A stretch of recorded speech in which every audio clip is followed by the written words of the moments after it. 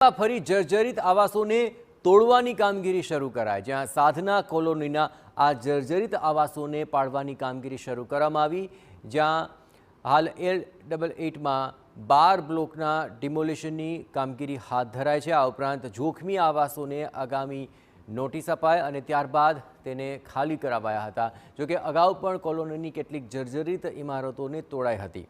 ફરી અન્ય જોખમી ઇમારતોને તોડવાનું કામ મહાનગરપાલિકાએ હાથ ધર્યું છે।